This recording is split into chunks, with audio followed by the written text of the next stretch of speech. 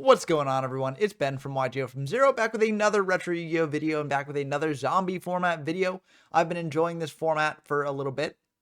It's the format based around SJC Durham in October of 2007. Very similar to Perfect Circle format, if you're familiar with that. It just loses a few cards. Doesn't have Gladiator's Assault, doesn't have Light Darkness Dragon, doesn't have Dimensional Prison, things like that. But it's still a very, very fun format. And because it's very similar to Perfect Circle, I'm not really going to be spending too much more time in it. I showed off the sort of meta decks that you can play, and now I'm sort of just diving into the jank that you can play with the new set, Tactical Evolution. Now, Tactical Evolution is one of my least favorite sets of all time because, frankly, it didn't really release many new playable cards. One of the cards that it did release is actually something that feels like it's on the cusp of playability, and that's Symbols of Duty. Now, I'm inspired to build this deck because in a previous video, I faced off against someone using this card and trying to use it with the hero package because Neos Alias is treated as a normal monster, so you can send it to grave and then bring back something from the graveyard. And the nice thing about this is it's from either graveyard, not just your own. So if your opponent has like a Disc Commander in graveyard, which they might do because Perfect Circle Monarch's a very popular deck, you use Symbols of Duty, take their Disc Commander, draw 2 cards, and you get a lot of value off that. And if you're playing cards of your own, like Dark Condition of Chaos, you can bring that back with the Symbols of Duty and have a good time with that. So I decided to, sort of take this deck for a spin. Of course, this is my own build of it. I basically slotted this into the Perfect Circle, or not Perfect Circle deck, the Big City deck that I played last format. And I sort of shifted things around. Of course, I updated for this ban list and things like that. But I basically just was like, well, okay, what if instead of Hero City 2, we're just playing these Symbols of Duty? Because Hero City 2, what it does is it brings back a monster from your graveyard, and then you get value off that. Well, what if we just use Symbols of Duty to get value instead? And I think, you could probably already see the flaws with that line of reasoning here, because Symbols of Duty, basically you activate, you lose a monster in field, and then you get back a monster. So basically you're using 2 cards to get out 1. And also if they destroy Symbols of Duty, you just lose that monster, right? With Skyscraper 2, Hero City, it's 1 card that keeps getting you value over time because every turn you get to use it. If they pop it at some point in the future, then the monster that you brought back with it still stick around. So it is a much better card overall, much more versatile. Of course, your opponent can play around it by not attacking over your monsters, and that your heroes won't be destroyed by battle, and that can be a whole can of worms there.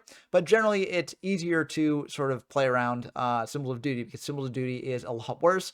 If they take away your access to Neos Alias, then, you're in for a bad time, and it's just all around a rough sort of strategy. But I thought it was cool, so I figured I'd test it out, and so that's why I brought the deck that you see before you. And of course, this isn't the best version of the list. It's actually probably a pretty bad version of the list. You could probably spend some time in the lab, tinker up something here that's a bit better. But I was not the person to do it, apparently, because this is kind of a rough deck. Just going through the card by card real quick, we got TD Warrior Lead, Dark Magician of Chaos, Disc Commander. Dark Magician of Chaos and your Disc Commander are kind of your 2 monsters that you really want to bring back. But Stratus is also another good one. It gets you your Hero Engine, of which we're playing a ton. Not only the Disc Commander, but also Neos Alias, Ocean, Triple Wild Heart.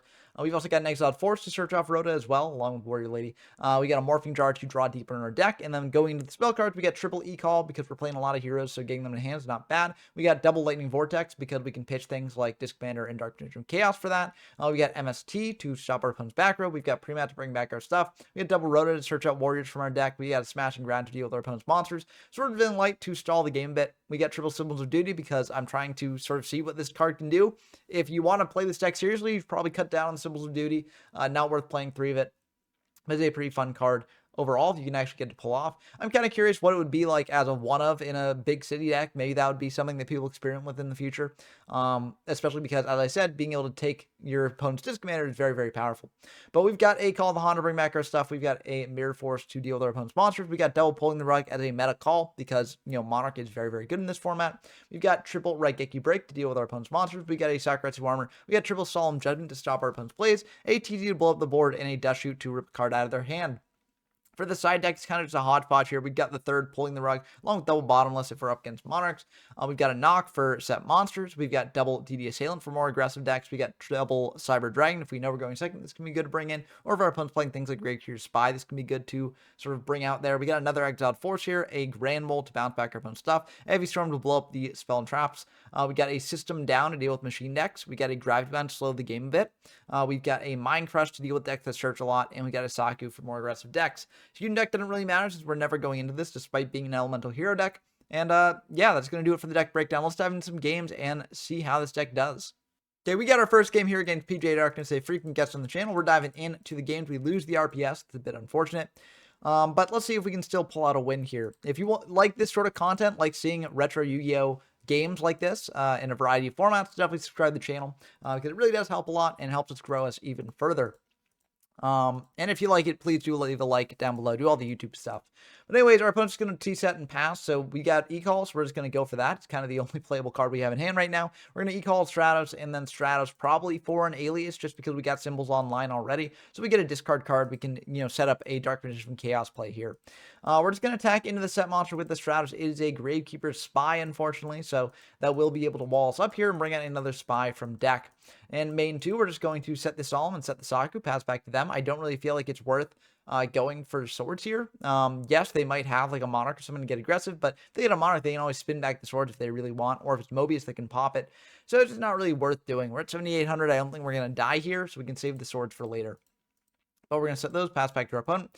They're going to go for a Rhoda here, searching out a Stratos of their own. That is fine by us. It's a bit annoying because they do get value there. We could Solemn this, but I honestly feel like we don't need to Solemn it because, one, we're not in a position where we can get aggressive here. So if we Solemn it, we still can't do anything about them next turn. So, we're just going half our life to then be in a kind of not good spot overall. So we can't really use the Solemn here. And we do have Mirror Force, or not Mirror Force, Sacred Armor if we want to, stop the Stratos from attacking in, if they can clear our Stratos. But if they decide to crash the Stratos together, that's also fine. We don't really need our Stratos on field here. We can always bring it back with Symbols of Duty if we really want to. But we should be pretty good there. They go for a Destiny draw, pitching the Mally. If only they'd search a Disc Commander, we could actually do something funny next turn by going Alias, then Symbols of Duty, taking their Disc Commander and drawing 2 off that. But unfortunately, we were not able to do that. They're going to go for a Phoenix Wing, pitching a Dasher as well, spinning a card back to the top of our deck, and then they're going to set 2, pass back to us. We draw into a Judgment, which was the card they knew about, and they've got Dust Shoot, so they're able to spin back this Alias. That is very unfortunate because now our hands basically entirely shut off. I mean, we do have swords to stall for a bit, so we're just going to set the Solemn and the swords. They know basically exactly what that set card is. I could have set symbols as well if I wanted to. But given that we do have a fair amount of discard cards in the deck, I wanted to keep the symbols as a potential one to do that. Although I do have Dark Magician Chaos, so maybe I should have just set the symbols, obscured information. I don't know. A bit tricky to say. They're going to go for a Mally here, though, bringing out another Mally in attack. And they're going to go for Premat here, and they're going to try and target the Stratos. I think we do actually have to Solemn this, as surprising that may seem, because if they bring out the Stratos, pop the Sword of Revealing Light, we are in kind of a bad spot. Sure, we can Saku the Stratos, but they can get in for 24 plus 800, so 3,200. So we're taking about half our life points either way here, and we really don't have a way to deal with this board. So I do think I need the swords up still. So I can't let that come to pass. It's unfortunate because they can just go for a Monarch here, but as long as we don't see the Monarch, we kind of gotta just go for this play. We draw into Lightning Vortex, so that is pretty good there. And we're just going to use it, shotgun it. Because if they do have a way to get rid of our swords, then that is potentially lethal damage on board there. So we do just need to clear as much as possible and go for that. Our opponent's going to go for a Phoenix Wing Windblast on our back row. I'm kind of curious why they didn't use it on the sword if they wanted to get aggressive before. But they got Ryza now for the swords there, so they're able to spin that back, attack in for 2,400. And now we draw into that swords again. So we're just going to activate the swords, pass back to them. We know that the next draw is Saku, so we draw into that. We're going to set that and then pass back to them. See what they do here. They're going to go for an Ocean, so it seems like they're playing a bit more of a hero-heavy Monarch deck there. So Heroes versus Heroes. Unfortunately, this Dust Shoot is very dead for us here. They're able to add back the Stratos, which is very unfortunate because they can pop our swords there if they so wish. They're going to go for this, and they're going to decide to search instead of popping. I think that's also fine. I think, honestly, what I would have done here is I would have popped one of the back row, the Unknowns, because the swords are expiring at the end of the turn anyways, and you might want to hit like a Mirror Force or something. You could also just pop the sword and then go for lethal. That is very likely to be lethal unless I've got like Mirror Force here exactly. So, there are different lines you could do, but they just search out the Disc Commander, go for D-Draw. That makes sense why they searched, given that they had a D-Draw there, drawing 2, going for MST on that swords, and now they can attack in for 18 plus 24. So that's going to be the end of the game there, because a Saku is not going to be able to stop the lethal push there. So, kind of rough, yeah, we just did not draw enough monsters, I guess. Also, Symbols was dead because they managed to deal with our Alias, and we never really had a good time to activate it there. So, yeah, kind of unfortunate. This is a bit of a potentially better hand, maybe. We draw a double E-Call, so that's going to be a bit awkward, but we can go for Stratos for Disc Commander because Disc Commander cannot be searched off E-Call. And then just set a Raigeki break, pass back to them. We want to save the Rhoda for, if we need to decide to go into a DD Warlord or Exiled Force. So it's just more options for us here. They're going to think they're going to go for a Rhoda of their own, and they're going to go for a Stratos here. Stratos is A-okay by me. They're going to bring out that Stratos. They're going to go for a search there, and they're going to search out a Disc Commander here.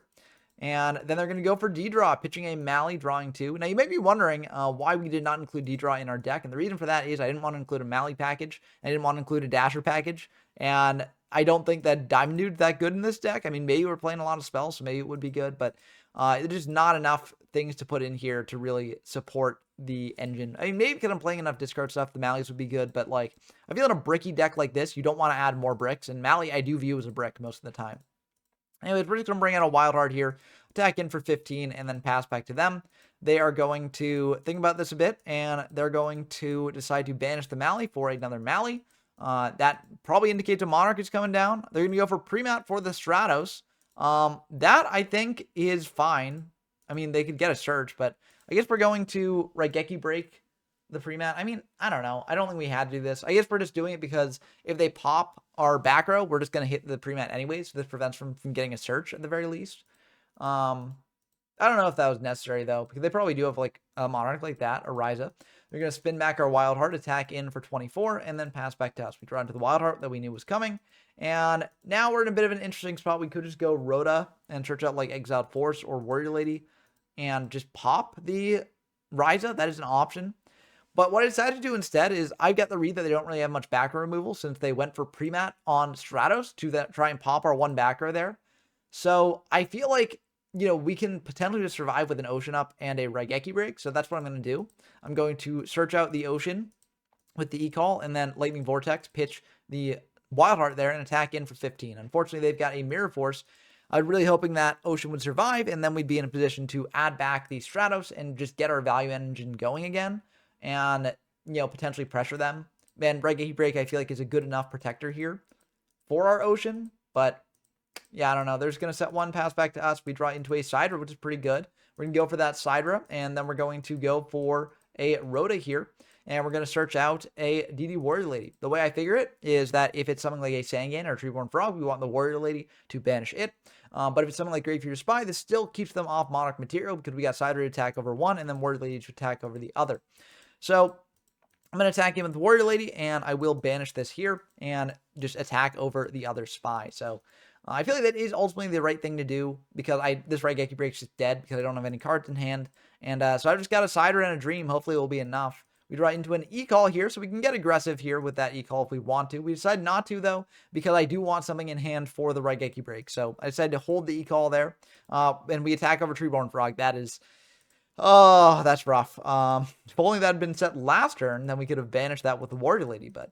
yeah, that's rough. They go for BrainCon here, so it's just getting worse. We could have Raigeki broke our own Sidra, but they've got Tribute Fodder for it anyways. The one punishes, like, Demock, but, like, am I really going to Raigeki break my own Sidra if they've got Demock? Is that an outcome that I'm that scared of? Probably not, because then I'm down to no cards in hand, and they could just commit another monster and then tribute out the Demock next turn. So I don't really think it's worth it to, Raigeki break your own Sidra there. I guess we could have Raigeki broken the Frog after they took control of the Sidra. That way they only have one card on field. But I still feel like it's very easy to, set up a Monarch or something like that. If they got Ryza in hand, they just set a Spell Trap and then Ryza it back to the top of their deck and then get in for 24 while clearing our entire board. So, yeah, I feel like it was better just to, let this go through, even though it is kind of rough. They've got MST, so at least we get that out of them. We're able to pop the Demock. They set one, pass back to us. We draw Pulling. So Pulling is a good card if they go into a Monarch here. So hopefully they'll do that. Unfortunately, they got a Dust Tornado, so they're able to go into Frog into Monarch, but they choose not to. They just go for a Fearmonger here, attacking him for 1,000, passing back to us. We draw another Pulling. So that's very good if they bring out another Monarch, but we do need a way to deal with this Fearmonger. And Fearmonger's a bit annoying for us because it can bring back the Disc Commander. So we don't want that to happen. We draw into Neos Alias. We actually do a very interesting play here. Because looking at their graveyard, what they've used up Stratos, and that's kind of like the only normal monster, level 4 lower monster that I think could beat over the Alias. I mean, the one thing is Ocean. If they've got like Elemental Hero Ocean, then that does beat over the Alias here. But what I don't want to do is I don't want to summon out the Alias and then have them crash the Fearmonger into the Alias and then, get back the Disc Commander on the following turn. So what I think I'm actually going to do here is I'm just going to set the Alias, pass back, and just hope that they don't have a monster that can beat over this without triggering Pulling the Rug. This also potentially shows that we are in a bit of a defensive stance. So if they decide to go for like a Monarch here, then, it's more tempting for them to do that. So they're playing into pulling potentially there. But they're going to go for the Frog, and then they're going to think about this a bit and tribute that Frog for a Dasher. Dasher is kind of the one tribute monster in their deck that does not trigger pulling. So that is very rough for us. Very, very rough for us, because now they're able to attack over the Alias. They would have been able to attack over the Alias either way here with the Dasher, but I'm just kind of sad that played around this pulling that we had there. So we're just getting a bit cooked here. But, I mean, it's not really the fault of the cards we're drawing. It's the fault of the deck we're playing. So I guess that is kind of the fault of the cards we're drawing. But, like, it's just because we're playing a really bad deck. I'm not going to sugarcoat it, really. We're playing a deck that is built very poorly. And, it's a deck that is based around a combo that does take multiple pieces that don't necessarily do much on their own. And it's unlike Big City, you're not really getting value back with Hero City 2 and Ocean, like, repeatedly all the time. And so, if you do go down in cards through things like Raigeki Break or Vortex or things like that, then you don't really have too many ways to recuperate that unless you have your combo, which does take multiple pieces. So it's unlikely that you'll be able to get that in a low resource situation. It's just kind of an unfortunate deck, to be sure. But I want to really illustrate this deck's major flaws, at least the way I built it. So let's dive into a second match and see how that one goes. Okay, we got another game here against Kesha YGO Official, a frequent guest on the channel. Always a pleasure to have them on. We're going to be diving into this one right here. And this is a pretty good hand, all things considered. We've got Raigeki Break plus DMOC, so that is a good sign. We're going to go for Rhoda here for Stratos, and then Stratos to get a search. We already have Wild Heart, so we're just going to search out an Alias. We could have also gone for Ocean as well, just to keep getting back the Stratos. That is also a reasonable play. But I kind of want to get aggressive here, since we do have Raigeki Break to deal with what they bring out to stop the Stratos, and we've got Wild Heart in hand to stop their traps. So I just set the one Raigeki Break. They go for a breaker here and attack into the Stratos. We're going to Raigeki Break that, pitching the DMOC, popping that. And they're just going to set one pass back to us. We draw into a Swords of Revealing Light, so that's good later if we need to sort of recover for a bit. But for now, we're just going to bring out this Wild Heart attack in for 15 plus 18, dropping them down to 4,700. Then we're just going to say a Raigeki Break pass back to them. I could have set the Solemn here as well. Maybe I should have set the Solemn there, because, we are in a very commanding position, so we can just kind of push and just potentially win the game on the following turn with Solemn set as well. So I think it probably was a misplay just to keep the Solemn in hand, but I feel like we're still in a good spot either way, even if they do have something to stop our next play. Like, we're in a very commanding position here. And we draw into an Alias, which would be a good discard for the Raigeki Break. They're going to let that go through, the summon the Alias that is, and we're going to pitch the Neos Alias to pop that set Morphing Jar, and then we can attack in for 15 plus 18 plus 19. So we'll be lethal if they don't have anything to stop it, and it looks like they will not have anything to stop it. They just had a Dust Tornado and a TT, so they could have potentially TT'd the board there, but Wild Heart would have survived and they would have lost their Morphing Jar. So I think it did make sense for them not to TT there. So we're going to go into game 2. I don't really know what my opponent's playing, so I don't really side anything in for this, because I haven't really seen anything from them. I did see Morphing Jar, and I know that zombies do play Morphing Jar, so I think I take out some Pulling the Rugs, maybe put in some Bottomlesses, but yeah, we're going to start with a side right here and then go for a Stratos, because we got double Symbols of Duty in hand. We want to get that Alias to hand to pair with those Symbols of Duty. So we're going to attack into the set monster. It is a Pyramid Turtle, so they're able to bring in another Pyramid Turtle, and we're just going to pass, because we don't want to attack into that Pyramid Turtle, let them get out like Illblood, summon out other things on their turn. It just can get pretty nasty here, so we're just going to do that. Say Symbols of Duty is a bluff, because we only got one Alias, so like this card in duplicates is really, really bad. Like it's just kind of rough, because you generally don't have enough resources to actually activate repeated times. So yeah, it's just like, this is one of the major flaws with the deck, in my opinion. Because it's just like, if you just keep drawing symbols, like, it can really, really slow down the game for you, and it can really deprive you of what you need here. So opponent's going to go for a Zombie Master off that turtle that they swapped to us, and then they're going to go for a card of safe return. Another card of safe return. That is rough for us, because they're able to pitch a rat, bring back a turtle, draw 2 cards. This is what zombie decks do in this format. They've got a pre-mat as well. We can't stop that. We just got Symbols of Duty. They're going to go for a turtle here off that, draw 2 more. And it's really not looking good for us. They got a Brain Con as well, so it seems like they probably have another thing to tribute out. They've got an Illblood here, so Illblood will indeed be able to make some stuff happen here. We just draw Symbols of Duty. Ain't that great? I do think I make a slight misplay here, although it's tough to say. Basically, what I do is I bring out a Sidra and an Alias here. This can wall up a little bit, potentially. And I attack into the Blood, hoping to potentially just get it off the field so they can't use it next turn. But they do go for the Saku there. And then I attack into the Zombie Master, and this is my mistake because I should have either attacked into the Stratos or I should have just not attacked at all. Because with Zombie Master, they can bring that back with Blood, getting another draw. 2 draws, actually, in fact, off card save return. There are no other zombies in grave. So if I attacked over Stratos, they wouldn't have necessarily been able to do so with Zombie Master. I mean, if they had a zombie in hand that they could pitch and then bring back, they could do something there. But either way, I don't think this was the right call. But I go for it anyways, and unfortunately, it is a bit rough for us here because now they can potentially bring something back next turn with the Blood, get multiple draws of card save return, and it just doesn't benefit us to have done that there. That being said, was I going to, win this game either way? No, they've got a full board of monsters here. I get triple Symbol of Duty, so I cannot really play through what they've got. But I think it would have potentially helped a little bit. Like, you still want to be making good plays, even when you're in a position that you're going to be losing from. So, you could argue that the best play here would have been just to scoop it up and not give any information. But, I think we get potentially more information here because now we know that they're on Koki as well. So, not every zombie deck is on Koki. So it's something that is good to learn, at least for game 3. But anyways, we're just getting our clocks cleaned here. This is very, very bad for us. They're going to go for Zombie Master, pitch a Sangan, bring back a Turtle, and get 2 more draws there. They've gone plus $1 million off those cards to save return. We draw Raigeki Break. That's not going to do it, unfortunately. So we're going into game 3. And that, I think, is one of the most damning games I could potentially feature for this deck. Just Symbols of Duty, as a 3 of, at least in the way I'm playing this deck, is not how you want to play it. So I think as a 1-of tech card in a big city deck, maybe. If you want to do that, you can. But I think ultimately this sort of all-in version of the deck is not really that good. But of course, people can build it differently from what I do. So if you want to build it differently and try it out, I definitely encourage you to do so. Because Symbol of Duty is a very, very cool card. But unfortunately here, it did not really serve us well. So our opponent's going to T-set pass back to us. We go for an E-call here.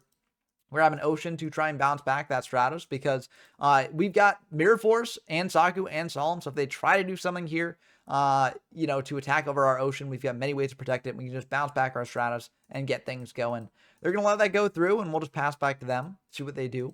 We can go for Braincon here for the Ocean. That's going to be a bit unfortunate because that can attribute over for a Ryukoki. I didn't really want to Solemn the Braincon. I feel like that's a bit iffy of a play, but maybe I should have. Maybe I should have just said, yeah, they don't have other ways to deal with Ocean here. But yeah, I mean, I'm still in a not bad spot. I can Saku the Koki, and that does stop that.